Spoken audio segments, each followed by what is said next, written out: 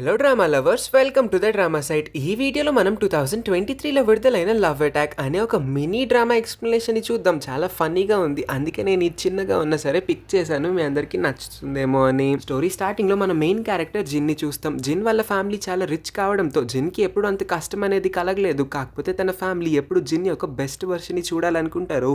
జిన్ ఎప్పుడు కూడా గ్రేడ్స్ విషయంలో టాప్గానే ఉండాలని ఆశపడతారు. సో వాళ్ళ మమ్మీ డాడీలు ఇద్దరు కూడా అడగకుండానే ఇతనికి చాలా ఇస్తున్నారు కాబట్టి వాళ్ళు అడిగిన ఇతను ఇవ్వకపోతే బాగోదనుకొని ప్రతిరోజు కూడా చాలా కష్టపడతాడు. చిన్నప్పటి నుంచి ఇప్పటి వరకు ప్రతిరోజు డైలీ 4 o'clockకి లేచి చదవడం స్టార్ట్ చేస్తాడు. ఎక్స్ట్రా కరికులర్ యాక్టివిటీస్ ఏమీ చేయకుండా పుస్తకాలు పురుగులాగా రోజంతా చదువుతూనే ఉంటాడు. ఇంత కష్టపడుతున్న మన జిన్ ఎప్పుడు కూడా సెకండ్ పొజిషన్లోనే వస్తున్నాడు.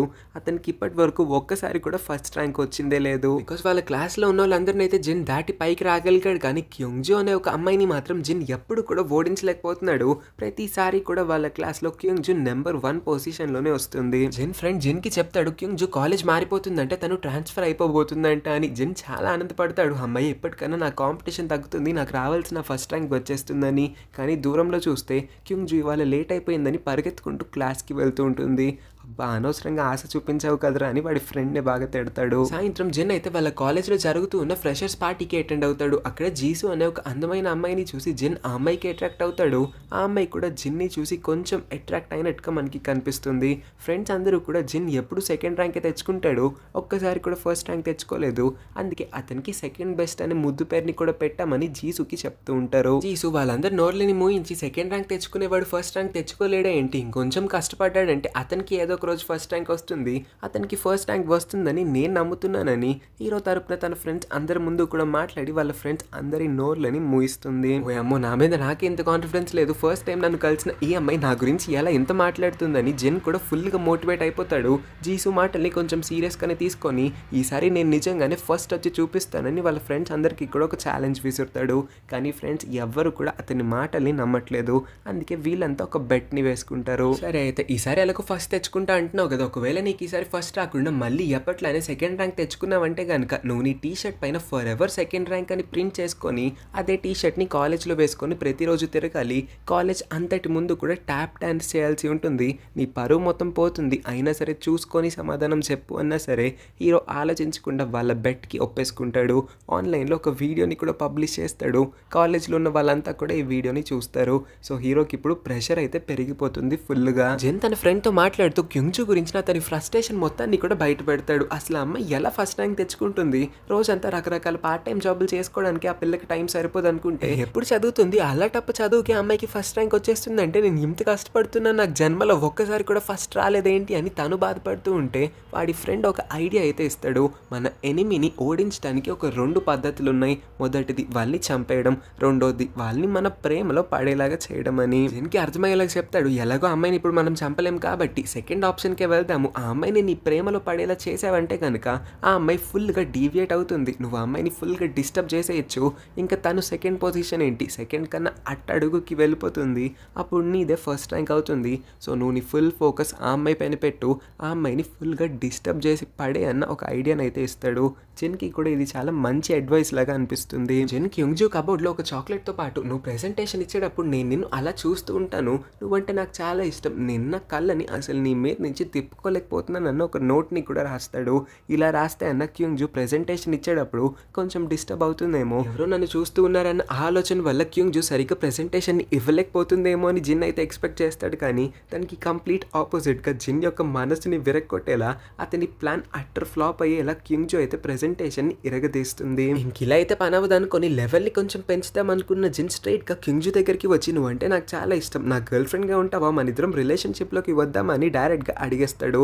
సర్ప్రైజింగ్లీ క్యూంగ్జో కూడా ఒక్క నిమిషం ఆలోచించకుండా నువ్వంటే కూడా నాకు చాలా ఇష్టం బాబు, ఈ విషయాన్ని నేను ఎప్పటి నుంచో చెప్పాలనుకున్నాను కానీ చెప్పలేకపోయాను, నువ్వే స్ట్రైట్గా వచ్చి నన్ను అడిగితే నేనేమన్నా కాదంటానే ఏంటి, ఐ లవ్ యూ టూ అని క్యూంగ్జో అనేసరికి జిన్కి ఇంకేం మాట్లాడాలో తెలియదు, మాటలు పడిపోతాయి. ఇంకేం మాట్లాడలేక అక్కడి నుంచి అయితే సిగ్గుతో పారిపోతాడు. నెక్స్ట్ సీన్లోనే అసలు క్యూంగ్జో ఎందుకు ఐ లవ్ యూ టూ చెప్పిందన్న విషయం అయితే అర్థమవుతుంది. యాక్చువల్గా క్యూంగ్జోకి ముందు నుంచే జిన్ యొక్క ప్లాన్ గురించి తెలుసంట. జిన్ ఇంకా వాడి ఫ్రెండ్ ఇద్దరు కూడా మాట్లాడుకోవడం క్యూంగ్జో వినేస్తుంది. ఉంటుంది. ఇంకా జిన్ యొక్క ప్లాన్ గురించి అర్థమై ఉంటుంది కాబట్టి అతని ప్లాన్ని రివర్స్ చేద్దాం అనుకునే క్యుంగ్జు ఇప్పుడు అతని ప్రపోజల్కి ఓకే చెప్తుంది. బికాస్ క్యుంగ్జు ప్లాన్ ఇంకొకటి అయి ఉంటుంది. క్యుంగ్జు ఇంకా జిన్ ఇద్దరు ఆలోచనలు కూడా చాలా ఈవిల్గా ఉంటాయి. జిన్ ఏమనుకుంటాడు, క్యుంగ్జుని ఫస్ట్ పొజిషన్ నుంచి సెకండ్ ర్యాంక్కి నెట్టేసి అతను ఫస్ట్ రావాలనుకుంటాడు. కానీ మన క్యుంగ్జు ఏమన్నా తగ్గుతుందా, తను ఇంకా దారుణంగా ఆలోచిస్తుంది. తను ఫస్ట్ పొజిషన్లోనే ఉండాలి కానీ జిన్ని మాత్రం ఏకంగా 10th పొజిషన్కి నెట్టేద్దామని డేటింగ్, ప్రేమ, రిలేషన్షిప్ అని ఈ సుత్తి కబుర్లన్నీ కూడా జిన్కి చెప్పి జిన్ని ఫుల్గా డిస్ట్రాక్ట్ చేసి డిస్టర్బ్ చేసి పడేద్దామని క్యుంగ్జు అయితే మెంటల్గా తన బ్రెయిన్లో ఫిక్స్ అయిపోయి ఉంటుంది. సో ఇప్పుడు ఇద్దరి టాపర్స్కి మధ్యన సమర యుద్ధం జరగబోతుంది. జిన్ పరిగెత్తుకుంటూ తన ఫ్రెండ్స్ దగ్గరికి వచ్చి, ఆ అమ్మాయి ఏంటంటే నేను ఐ లవ్ యూ చెప్పగానే వెంటనే ఐ లవ్ యూ టూ అనేసింది. ఆ అమ్మాయిని నేను డేట్ చేయలేను, నా వల్ల కాదు. ఆ అమ్మాయి నిజం అనుకుంటుందా ఏంటి? నేను జస్ట్ ఫేక్ నటన కోసం మాత్రం ఇదంతా చేద్దాం అనుకున్నాను. నేను ఇంక ఈ బెట్లో ఉండాలనుకోవట్లేదు. ఈ బెట్ని నేను విత్డ్రా చేసుకుంటున్నానని అంటే ఫ్రెండ్ మాత్రం ఈ మాటల్ని పట్టించుకునే పరిస్థితుల్లో లేడు. బికాస్ ఇంకొక ఫ్రెండ్కి రీసెంట్గానే బ్రేకప్ అవ్వడం వల్ల అతను ఎగ్జామ్స్ కూడా సరిగ్గా రాయలేక ఫుల్గా తాగేసి ఊగిపోతూ ఉంటాడు. ముందు ఆ ఫ్రెండ్ని ఓదార్చి వాడిని ఇంటికి తీసుకెళ్లాల్సి ఉంటుంది. తాగి ఊగిపోతున్న ఆ ఫ్రెండ్ని చూసిన తర్వాత జిన్కి క్లారిటీ అయితే వస్తుంది. లవ్డ్ వన్స్ మనకి బ్రేకప్ చెప్పారంటే మన మనసు విరిగిపోతుంది. దానివల్ల మనం దేనిపైన ఫోకస్ చేయలేము. మరి ముఖ్యంగా చదువు పైన అయితే అంతకు మించి కూడా అస్సలు శ్రద్ధ పాటించలేమని. సో ఇంకా క్యుంగ్జుతో ఫేక్ డేటింగ్ మొదలు పెడదాం అనుకుని తర్వాత రోజు నుంచి ఇంకా క్యుంగ్జు ఎక్కడికి వెళ్తే అక్కడికి, తను ఏ ప్లేస్లో పార్ట్ టైం జాబ్ చేస్తే అక్కడికి తోకలాగా వెళ్ళిపోయి ఆమె కోసం ఫ్లవర్స్ ఇంకా గిఫ్ట్స్ అని బోల్డ్ అని కొంటాడు. ఆమె చుట్టూనే అలాగా కుక్క పిల్లలాగా తిరుగుతూ ఉండడం వల్ల మన జిన్ కూడా పూర్తిగా అలసిపోతాడు. చదువుకోవడానికి అతనికి ఓపిక ఇంకా టైం కూడా లేకుండా పోతుంది. రాత్రి వాళ్ళిద్దరూ కూడా కలిసి ఇంటికి వెళ్తున్న టైంలో వాళ్ళ డ్రీమ్స్ ఇంకా కళలు పెద్ద అయిన తర్వాత ఏం అవ్వాలనుకుంటున్నారన్న దాని గురించి మాట్లాడేసరికి వాళ్ళిద్దరి యొక్క ఒపీనియన్స్ ఇంకా ఆలోచనలన్నీ కూడా సిమిలర్గా ఉన్నాయని తెలుసుకుంటారు. ఇద్దరు ఇనీషియల్గా ముందైతే బాగా చదువుకొని మంచి జాబ్ తెచ్చుకోవాలనుకుంటున్నారు.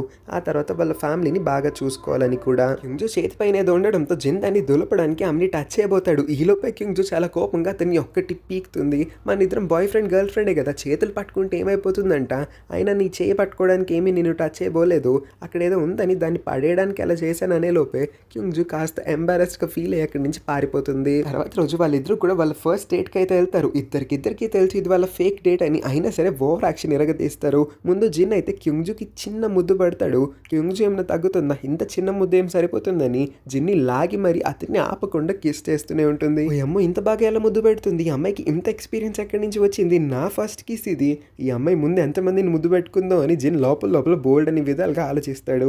కానీ ఈ 2 కిసెస్ తర్వాత వాళ్ళిద్దరూ కూడా చాలా ఆక్వర్డ్గా ఫీల్ అవుతారు. క్యుంగ్జుకి అప్పుడే కాల్ వస్తుంది, వాళ్ళ అమ్మమ్మని హాస్పిటల్లో అడ్మిట్ చేశారని. ఇంత రాత్రి వేళ క్యుంగ్జుకి బస్ కూడా దొరకదు కాబట్టి జిన్నే తన కార్లో క్యుంగ్జుని హాస్పిటల్ వరకు డ్రాప్ చేద్దాం అనుకుంటాడు. హాస్పిటల్కి వచ్చిన క్యుంగ్జు వాళ్ళ అమ్మమ్మ దగ్గర నీల్ డౌన్ చేసి, అమ్మమ్మ ఇంకా నువ్వు పని చేయడం ఆపేయచ్చు కదా, నీ బదులు నేనే కదా అన్ని పార్ట్ టైం జాబ్స్ చేస్తున్నాను, మనకి ఇంకా డబ్బులు సరిపోతాయి అమ్మమ్మ, మనం తిరిగి కావాల్స్తే మన పల్లెటూరు కూడా వెళ్ళిపోదాము, నువ్వు మాత్రం కష్టపడకు ప్లీజ్, కష్టపడడం వల్ల నీ ఆరోగ్యం మొత్తం కూడా క్షీణించిపోతుందని ఏడుస్తుంది. క్యుంగ్జుకి ప్రపంచంలో ఎవరూ లేరు వాళ్ళ అమ్మమ్మ తప్ప. వాళ్ళ అమ్మమ్మకి కూడా క్యుంగ్జు తప్ప ఇంకెవరూ లేకపోవడంతో వీళ్ళిద్దరూ ఒకరి కోసం ఒకళ్ళని జీవిస్తూ ఉంటారు. డబ్బులు సరిపోకపోవడం వల్లే అమ్మమ్మ కూడా కష్టపడుతుంది. అమ్మమ్మని సంతోషంగా చూసుకోవడానికి క్యుంగ్జు కూడా ఇన్ని జాబ్స్ చేస్తూ చాలా కష్టపడి చదువుతుంది కూడా. వీళ్ళిద్దరి యొక్క ఎమోషనల్ అటాచ్మెంట్ని చూసిన తర్వాత జిన్ యొక్క మనసు కూడా కొంచెం కరుగుతుంది. అందుకే వాళ్ళ పల్లెటూరు అడ్రస్ చెప్పారంటే వాళ్ళిద్దరిని కూడా అతని కార్లో అక్కడి వరకు డ్రాప్ చేసేస్తానని అంటాడు. ఇద్దరిని డ్రాప్ చేస్తాడు కానీ ఇంత రాత్రి వేళ మళ్ళీ తిరిగి సిటీకి రావాలంటే అతనికి ఏం నవ్వుతుందేమో అని బామ్మ ఆలోచించడం వల్ల ఈ రాత్రికి జిన్ని వాళ్ళ ఇంట్లోనే ఉండిపోమని అడుగుతుంది. ఆ రాత్రి జిన్ చాలా ప్రశాంతంగా పడుకుంటాడు. ఏ రోజు కూడా ఇంత రిలాక్స్డ్గా నిద్రపోయిందే లేదు. First time in his life అతను 4 o'clockకి కాకుండా 12ంటికి లెగుస్తాడు. డైరెక్ట్ బ్రేక్ఫాస్ట్ని కూడా స్కిప్ చేసి లంచ్ని చేస్తాడు. ఈ ప్లేస్ అతనికి బాగా నచ్చేయడంతో క్యుంగ్జుని రిక్వెస్ట్ చేసి ఇంకొక రోజు నేను ఇక్కడ ఉండొచ్చా, నాకు ఇక్కడ చాలా బాగా నచ్చిందని అడిగితే క్యుంగ్జు అంత సీన్ లేదు, మూసుకొని తిరిగి నీ ఇంటికి వెళ్ళిపో అని తరిమేస్తుంది. కానీ అమ్మమ్మ జిన్ని అంత ఈజీగా ఇక్కడికి వెళ్ళిపోనిస్తుంది. బాబు నీకు ఎన్ని రోజులు కావాల్స్తే అన్ని రోజులు ఇక్కడ ఉండొచ్చు, నువ్వు హ్యాపీగా ఉండడమే నాకు కావాలి, దానికి ఏమైనా ప్రాబ్లం ఉందంటే అదే ఇంట్లో నుంచి వెళ్ళిపోతుందిలే, కావాల్స్తే ఇక్కడి నుంచి పోవే అని తన మనవరాల్ని కూడా బయటికి పొమ్మంటుంది. తర్వాత జిన్ లేడీస్ ఇద్దరితో కూడా బజార్కి వెళ్ళి సరదాగా టైం స్పెండ్ చేస్తాడు. ఫస్ట్ టైం ఇలాంటి ఒక చీప్ మార్కెట్కి రావడంతో అతను కూడా ఇంత తక్కువ ప్రైజెస్కి ఇవన్నీ కూడా దొరుకుతున్నాయని షాక్ అవుతాడు. ఆ తర్వాత క్యూంగ్జు జిన్ని తన బైసైకిల్ మీద ఎక్కించుకొని తన ఊరు విలేజ్ మొత్తం కూడా చూపించాల్సి ఉంటుంది. వాడేమో పందిలాగా వెనకాల కూర్చున్నాడు. నేను తొక్కాల్సి వస్తుందని క్యూంగ్జుకి లోపల మండిపోతూ ఉంటే వాడికేమో సైకిల్ రాదు. నేను చిన్నప్పటి నుంచి ఒకసారి కూడా సైకిల్ తొక్కలేదు. మా అమ్మ నాన్న నాకు సైకిల్ ఎలా తొక్కాలో కూడా నేర్పించలేదు. అందుకే ఒక్కసారికి నేను వెనకాల కూర్చుంటానని అంటాడు. నా పేరెంట్స్ స్టడీస్ తప్ప నాకు ఇంకేమీ నేర్పలేదు. అందుకే లైఫ్కి ఉపయోగపడి ఇలాంటి చిన్న చిన్న స్కిల్స్ కూడా నాకు రాకుండా పోయినాయి. అయినా సరే మీ విలేజ్కి వచ్చి నేను చాలా హ్యాపీగా ఉన్నాను. సిటీ నుంచి ఇదొక మంచి ఎస్కేప్ లాగా నాకు అనిపిస్తుంది అని అంటే నువ్వు అలా ఆలోచిస్తున్నావేమో, కానీ నీ ఆలోచనలకి నా ఆలోచనలు చాలా డిఫరెంట్ ఆపోజిట్గా ఉన్నాయి. చిన్నప్పటి నుంచి నేను ఇదే పల్లెటూరులో పెరిగాను కాబట్టి మా అమ్మమ్మని వీలైనంత తొందరగా ఈ పల్లెటూరు నుంచి బయటికి ఎక్కడికన్నా ఒక మంచి సిటీలో ఒక పెద్ద ఇల్లు కట్టి ఆ ఇంట్లో పెట్టాలనుకుంటున్నాను. అందుకోసమే నేను ఇంత కష్టపడి చదువుతున్నాను కూడా అని చెప్తుంది. ఈ పాయింట్లో వాళ్ళ పర్సనల్ విషయాలన్నీ కూడా షేర్ చేసుకోవడం వల్ల వాళ్ళ మధ్యన ఫ్రెండ్షిప్ బాండ్ అనేది క్రియేట్ అవుతుంది. క్యూంగ్జు కూడా జిన్కి సైకిల్ ఎలా తొక్కాలో నేర్పిస్తానని ప్రామిస్ చేస్తుంది. జిన్ మళ్ళీ తిరిగి అతని ఇంటికి వెళ్ళిపోవాల్సిన టైం రావడంతో అమ్మమ్మకి బాయ్ చెప్తాడు. అమ్మమ్మ, నువ్వు చాలా మంచోళ్ళగా ఉన్నావు బాబు, మీ మమ్మీ డాడీ నిన్ను బాగా పెంచారు, వాళ్ళు నిన్ను చూసి చాలా ప్రౌడ్గా ఫీల్ అవుతారని అంటుంది. ఎంత మంచోడినైనా సరే మా క్లాస్లో నేను సెకండ్ బెస్ట్ మాత్రమే బామ్మ అని అంటాడు. సెకండ్ బెస్ట్ అయితే ఏంటి, ఫస్ట్ బెస్ట్ అయితే ఏంటి, సెకండ్ పొజిషన్లోకి రావడానికి కూడా చాలా కష్టపడాల్సి ఉంటుంది. అది కూడా అంత ఈజీ ఏమీ కాదు, అది కూడా చాలా మంచి పొజిషనే అని జిన్కి అర్థమయ్యేలా చెప్తుంది. వెళ్ళిపోతున్న జిన్కి అమ్మమ్మ కొంచెం డబ్బులు కూడా ఇస్తుంది. ఆ డబ్బులు జిన్కి చాలా అంటే చాలా తక్కువ. అయినా సరే బామ్మని డిసప్పాయింట్ చేయకూడదు, డిస్రెస్పెక్ట్ చేయకూడదు కాబట్టి ఆవిడ నుంచి ఆ డబ్బులు అయితే తీసుకొని దాచుకుంటాడు. క్యూంగ్జు మెడికల్ వార్డులో అడ్మిట్ అయిందని తెలిసి జిన్ క్యూంగ్జుని కలవడానికి వెళ్లే దారిలో జీసో అయితే ఎదురుపడుతుంది. ఈ మధ్య ఏంటి అసలు కనిపించట్లేదు, నువ్వు ఆ స్మార్ట్ గర్ల్తో కలిసి తిరుగుతున్నావా ఏంటి, మీ ఇద్దరి ప్రొఫైల్ పిక్చర్స్ కూడా ఒకే లొకేషన్ నుంచి తీసినట్టున్నాయి, అందరూ అదే మాట్లాడుకుంటున్నారు, నిజమా ఏంటి అని అంటే లేదు అసలు ఆమెనే నేను ఇష్టపడడం ఏంటి, అది ఎప్పటికీ కూడా జరగదని అంటాడు. ఈలోపే క్యూంగ్జు కూడా అక్కడికి వచ్చి వీడిని నేను ప్రేమించడం ఏంటి, వీళ్ళంటి అబ్బాయిలంటే నాకు అసలు ఇష్టం ఉండదు, ఐ హేట్ దిస్ బాయ్ అని అంటుంది. జీసుకి సాటిస్ఫైడ్ ఆన్సర్ వచ్చేయడంతో తను అక్కడి నుంచి వెళ్ళిపోయిన తర్వాత వీళ్ళిద్దరూ కూడా వాళ్ళ పర్ఫార్మెన్స్ని మొదలుపెట్టి నేను కావాలని అలా చెప్పాను, మనం బయటకు అలా చెప్పకపోతే అందరూ కూడా మనకి దిష్టి పెట్టేస్తారు, ఒకవేళ మనం అలా చెప్పామంటే మనం మన సీక్రెట్ రిలేషన్షిప్ని మెయింటైన్ చేయొచ్చు, మన సంతోషంలో మనం బ్రతకచ్చని కవరింగ్ అయితే చేసుకుంటారు. అవును, మెడికల్ వార్డులో అడ్మిట్ అయ్యావు, నో స్ప్లిట్ కూడా అయిందంటే ఏమైందని అడిగితే ఏం లేదు జస్ట్ వర్క్ స్ట్రెస్ ఎక్కువైందని అంటుంది.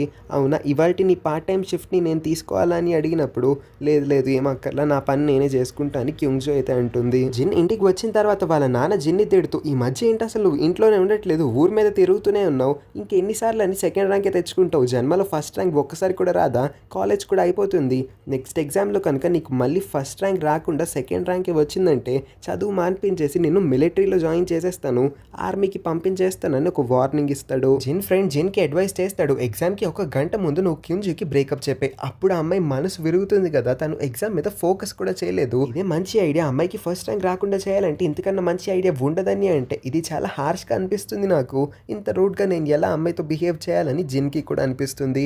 కానీ ఏం ఆలోచించకుండా ఎగ్జామ్కి ఒక గంట సేపటి ముందు క్యూంగ్జుని తన దగ్గరికి పిలిచి ఆమెకి బ్రేకప్ చెప్దాం అనుకునే లోపే క్యూంగ్జు జిన్కి బ్రేకప్ చెప్పేస్తుంది. ఎందుకు నువ్వు నాకు బ్రేకప్ ఎందుకు చెప్తున్నావని అడిగినప్పుడు నాకు నీలో పెద్దగా ఇంట్రెస్టింగ్ ఏం కనిపించలేదు, నాకు నీలంటే అబ్బాయిలంటే అసలు ఇష్టం కూడా లేదని చెప్పి తను ఎగ్జామ్ హాల్కి అయితే వెళ్ళిపోతుంది. ఇంకా ఎగ్జామ్ రాస్తున్నంతసేపు కూడా జిన్ ఆపకుండా క్యూంగ్జు గురించి ఆలోచిస్తూ నిజంగా నేను అమ్మాయికి అసలు ఇష్టం లేదా, ఈ రోజు నేను తనతో అంత చెడుగా ఏమీ బిహేవ్ చేయలేదు కదా అని ఎగ్జామ్ రాయకుండా ఈ పిచ్చి పిచ్చి ఆలోచనలన్నింటినీ కూడా అతని బ్రెయిన్లోకి రానిస్తాడు. క్యూంగ్జు యొక్క ప్లాన్ కూడా ఇదే అయి ఉంటుంది. ఎగ్జామ్ అయిన తర్వాత మళ్ళీ జిమ్ దగ్గరికి వెళ్ళి నాకు ముందు నుంచి కూడా నీ ప్లాన్ మొత్తం తెలుసు, ఆ రోజు నువ్వు నీ ఫ్రెండ్తో మాట్లాడుతున్నప్పుడు నేను మొత్తం వినేశానని అంటే జిన్ క్యూంగ్జుకి సారీ చెప్పి నేను ముందు అలానే అనుకున్నాను కానీ తర్వాత నీతో కలిసి ట్రావెల్ చేసిన తర్వాత నాకు నీ పైన నిజంగానే ఇష్టం కలిగిందని చెప్తాడు. దానికి క్యూంగ్జు నేను నిన్ను ఇష్టపడాలనుకోవట్లేదు, నాకు లైఫ్లో చాలా కమిట్మెంట్స్ ఉన్నాయి, నాకు అన్నిటికన్నా డబ్బులు ఇంకా కష్టపడడం చాలా ఇంపార్టెంట్, ఎందుకంటే నేను ఇప్పుడున్న సిచ్యువేషన్లో నాకు ఫైనాన్షియల్ సపోర్ట్ చాలా ఇంపార్టెంట్ కాబట్టి అని అంటాడు. నీకే ఉన్నాయా ఏంటి ప్రాబ్లమ్స్, నాకు కూడా ఉన్నాయి, మా ఫ్యామిలీ నాకు పెట్టే టార్చర్ ఇంకా ప్రెషర్ని చూసావంటే నువ్వు ఎప్పుడు కూడా డబ్బుల గురించి ఆలోచించవు, డబ్బులే అన్నిటికీ సొల్యూషన్ అనుకుంటే అస్సలు పని అవ్వదని అంటే నీ సిచ్యువేషన్ వేరు నా సిచ్యువేషన్ వేరు, మన ఇద్దరం కూడా డిఫరెంట్ లెవెల్స్లో ఉన్నాం, నీ దగ్గర డబ్బులు ఉన్నాయి, మీ ఫ్యామిలీ నీకు అంత ఇవ్వగలుగుతుంది, నీకు ఫైనాన్షియల్లీ సపోర్ట్ ఏమీ అక్కర్లేదు, నేను మా అమ్మమ్మని చూసుకోవాలి, అందుకే నన్ను వదిలే, నా దగ్గరికి కూడా రావాలనుకోవద్దు, ఇక పై నుంచి నీ మొహం కూడా నాకు చూపించద్దని అంటుంది. కొన్ని రోజుల తర్వాత వాళ్ళ ఎగ్జామ్ రిజల్ట్స్ అయితే వచ్చేస్తాయి. సర్ప్రైజింగ్లీ ఫస్ట్ టైం జిన్కి అయితే అతని లైఫ్లోనే మొదటిసారి ఫస్ట్ ర్యాంక్ వస్తుంది. సెకండ్ ర్యాంక్ పొజిషన్లో ఇప్పుడు క్యూంగ్జు ఉంటుంది. ఈ విషయం తెలుసుకొని జీసు అయితే జిన్ దగ్గరికి వచ్చి అతన్ని కంగ్రాచులేట్ చేస్తుంది. ఈ టైంలో కూడా జీసుని పట్టించుకోకుండా జిన్ ఆపకుండా క్యూంగ్జు గురించి ఆలోచిస్తూ ఆ అమ్మాయికి సెకండ్ ర్యాంక్ వచ్చింది, తను ఎలా ఫీల్ అవుతుందో ఏంటో అని అక్కడ ఉన్న వాళ్ళందరి ముందు కూడా అంటాడు. ఇంకా జీసుకి అర్థమైపోతుంది తనకి అసలు ఇక్కడ ఛాన్సే లేదని, వాళ్ళిద్దరి మధ్యన ఏదో జరుగుతుందని తను ముందు నుంచి కూడా అనుకుంటుంది. ఇప్పుడు జిన్ మాటల ద్వారా ఆమెకి ప్రూఫ్ రావడంతో తను ఇంకేం మాట్లాడకుండా అయితే సైలెంట్గా ఇక్కడి నుంచి వెళ్ళిపోతుంది. జిన్ తన పేరెంట్స్తో డిన్నర్ చేయడానికి ఒక రెస్టారెంట్కి అయితే వస్తాడు. అక్కడ వాళ్ళ మమ్మీ జిన్కి ఫస్ట్ ర్యాంక్ వచ్చింది కాబట్టి చాలా హ్యాపీగా అతన్ని కంగ్రాచులేట్ చేస్తే, జిన్ వాళ్ళ నాన్న మాత్రం ఇదేమన్నా పెద్ద విషయమే ఏంటి, ఫస్ట్ ర్యాంక్ ఎవరికన్నా వస్తుంది, నువ్వు వాడినేం ముద్దులాడాల్సిన అవసరం లేదని కోపంగా తిడతాడు. ఇంకా జిన్కి క్లారిటీ అయితే వచ్చేస్తుంది. జీవితంలో అతను ఏం చేసినా సరే వాళ్ళ నాన్న ఏ రోజుకి కూడా అతని వల్ల సంతోషపడ్డు, వాళ్ళ నాన్నకి సాటిస్ఫాక్షన్ అనేది లభించదని. అందుకే జిన్ ఇంకా తన ఫ్రస్ట్రేషన్ మొత్తాన్ని కూడా బయట పెట్టేలా సెకండ్ ర్యాంక్ వస్తే ఏంటి, ఫస్ట్ ర్యాంక్ వస్తే ఏంటి నాన్న, ర్యాంక్స్ ఎప్పుడు కూడా నా లైఫ్ని డిసైడ్ చేయవని నేను అనుకుంటున్నాను. ఇదిగోండి మీరు నాకు ఇచ్చిన కార్ కీస్ తీసుకోండి, క్రెడిట్ కార్డ్ ఇంకా వాచ్ అవన్నీ కూడా టేబుల్ పైన పెట్టేసి, ఇవేమీ కూడా నాకు అక్కర్లేదు, నా లైఫ్ని నేనే చూసుకుంటాను, నా లైఫ్లో నేనే సెటిల్ అవుతానని కోపంగా అక్కడి నుంచి వెళ్ళిపోతాడు. జిన్ స్ట్రైట్గా పల్లెటూరుకి అయితే వచ్చి అమ్మమ్మ ఆ రోజు ఇచ్చిన డబ్బులను అయితే తిరిగి అమ్మమ్మ చేతికి ఇచ్చేసి, ఇవి తీసుకునే అర్హత కూడా నాకు లేదని చాలా బాధగా ఏడుస్తాడు. అమ్మమ్మ జిన్ అయితే ఓదారుస్తుంది. కింగ్జు కూడా జిన్ యొక్క పరిస్థితిని అర్థం చేసుకొని అతనితో మంచిగా మాట్లాడుతుంది. అతనితో బోల్డ్ అని కబుర్లు చెప్పిన తర్వాత అతనికి నేర్పాల్సిన సైకిల్ని కూడా తర్వాత రోజు నేర్పుతుంది. మరి కింగ్జు ప్రామిస్ చేసింది కదా అతనికి సైకిల్ నేర్పిస్తా అని, అందుకే అతను ఎన్నిసార్లు కింద పడిపోయినా సరే అతనికి ఆపకుండా సైకిల్ నేర్పడానికి చాలా ప్రయత్నిస్తుంది. ఫైనల్గా మన జిన్కి అయితే సైకిల్ ఎలా నడపాలో వచ్చేస్తుంది. కొన్ని రోజుల తర్వాత జిన్ వేరొక అపార్ట్మెంట్లోకి మూవ్ ఆన్ అయిపోతాడు. అతను సైకిల్ తొక్కుంటూ మరి కాలేజ్కి రావడం మనం చూస్తాము. లైబ్రరీలో ఉన్న కింగ్జు దగ్గరికి వచ్చి, ఐ లవ్ యూ, మన ఇద్దరం రిలేషన్షిప్లోకి వద్దామా, ఈసారి సీరియస్గానే అడుగుతున్నాను, నో జోక్స్ అని పక్కన పెట్టేద్దామని అంటే కింగ్జు అంటుంది, నాకు నీ పైన ఇంకా పూర్తిగా నమ్మకం రాలేదు, పోయినసారి నువ్వు నాతో ప్రాంక్ చేయబావు కదా, ఈసారి కూడా మళ్ళీ ప్రాంకే చేస్తూ ఉండొచ్చేమో అని అంటుంది. సో జిన్ కింగ్జుకి నమ్మకం కుదిరించడానికి అతని టీ షర్ట్ పైన ఐ లవ్ యూ కింగ్జు అని ప్రింట్ చేయించి కాలేజ్ అంతటి ముందు కూడా ట్యాప్ డాన్స్, కొంచెం వింత డాన్స్ని ఏదో వేస్తాడు. అందరూ కూడా ఈ డాన్స్ని చూసి చాలా అంటే చాలా నవ్వుకుంటారు. కింగ్జు కూడా చూస్తుంది. ఆ తర్వాత కింగ్జు అతని ప్రపోజల్ని యాక్సెప్ట్ చేసి, అనవసరంగా నేను ఇందాక యాక్సెప్ట్ చేయలేదు, అప్పుడే చేసి ఉంటే నీ ఈ ఘోరమైన డాన్స్ని నా కళ్ళతో చూడాల్సిన అవసరం కూడా వచ్చుండేది కాదని హీరో పరువునైతే తీసేస్తుంది. ఓన్లే పరువు పోతే పోయింది, నా పిల్ల నాకు వచ్చేసిందని జిన్ అయితే చాలా హ్యాపీగా కింగ్జుని తీసుకుని వాళ్ళ ఫ్రెండ్స్ అందరికీ బాయ్ చెప్పి అయితే అక్కడి నుంచి వెళ్ళిపోతాడు. ఇదే ఫన్నీ సీన్ని చూపిస్తూ ఈ స్టోరీకి అయితే ఒక హ్యాపీ ఎండింగ్ని ఇచ్చి ఎండ్ చేస్తారు. ఈ స్టోరీ ఇంకా నా ఎక్స్ప్లెనేషన్ నచ్చినట్లయితే ఈ వీడియోకి ఒక లైక్ చేయండి, మన ఛానల్ని కూడా సబ్స్క్రైబ్ చేసుకోండి, పక్కనే ఉన్న నోటిఫికేషన్ బెల్ని కూడా ఆన్ చేసుకొని ఉంచడం వల్ల నేను పెట్టే ప్రతి వీడియోని మీరు మిస్ అవ్వకుండా వెంటనే చూడగలుగుతారు. Thank you for watching.